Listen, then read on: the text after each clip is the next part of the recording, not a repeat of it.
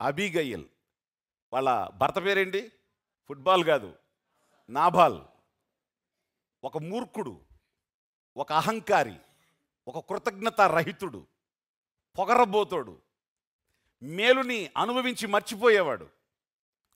కానీ భార్య మాత్రం సుబుద్ధి కలిగింది, వివేచన కలిగింది, సమయస్ఫూర్తి కలిగింది, టైమ్లీ విజ్డమ్ కలిగింది.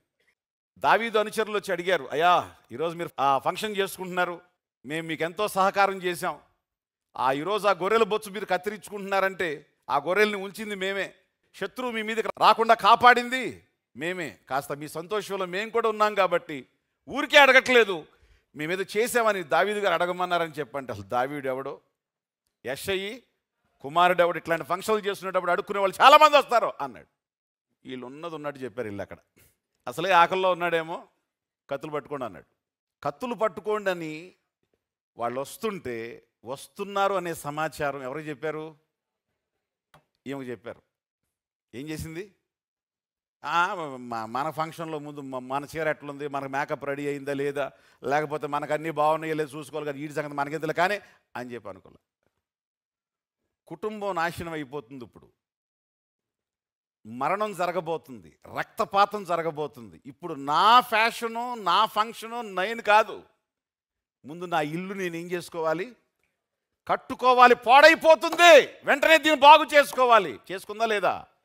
ఎస్. భర్తకు చెప్పలా, టక టక టక టక ముందు రెడీ చేయించేసింది, గాడిదల మీద వేసేసింది. వాళ్ళు వస్తుంటే వాళ్ళకు ముందు దీన్ని తీసుకొని వెళ్ళి, ముందు వెళ్ళటమే ఆయనకి సాష్టాంగ నమస్కారం చేసి, అయ్యా ముందు కూర్చోండి, ముందు భోజనం చేయండి.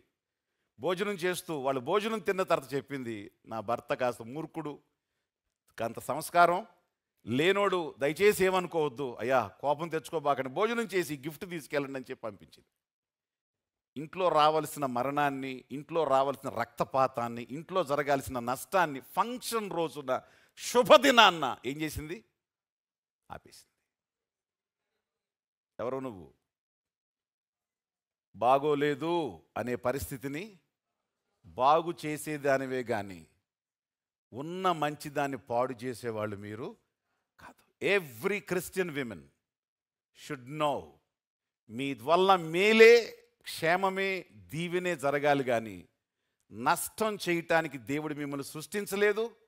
నష్టం చేసేవాళ్ళుగా దెయ్యంగాడు చేశాడు తప్ప నిన్ను దేవుడు చేసింది ఒక మేలు చేయటానికే.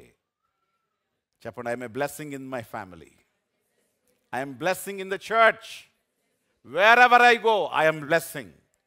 నేను ఎక్కడికి వెళ్ళినా దీవెనకరంగానే ఉంటా, ఆశీర్వాదకరంగానే ఉంటా. నా ఇంటికి నేను దీవెనని. Praise the lord. నీ ఇంట్లో పాడైపోయే సిచ్యువేషన్స్ని, ఆర్థికంగా నష్టం వస్తుంది, ఆలోచించి నీ భర్తకు సలహా చెప్పాలి.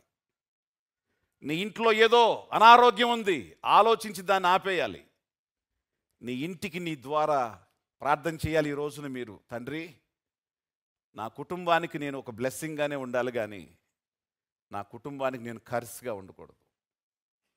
అవ్వ భర్త మాట వినకుండా, భర్తకు లోబడకుండా, దేవునికి దూరమైపోయి సాతాను మాట విని, వినకూడని మాటలు విని, ఊహాతీతమైన మాటలు విని, రకరకాల మాటలు విని శాపాన్ని తెచ్చింది. నేను అలా కాకూడదు అని ఖచ్చితంగా ప్రతి స్త్రీ ప్రార్థన చేస్తే నువ్వు దీవెనే కానీ నీ కుటుంబానికి శాపం కాదు. హల్లెలూయా.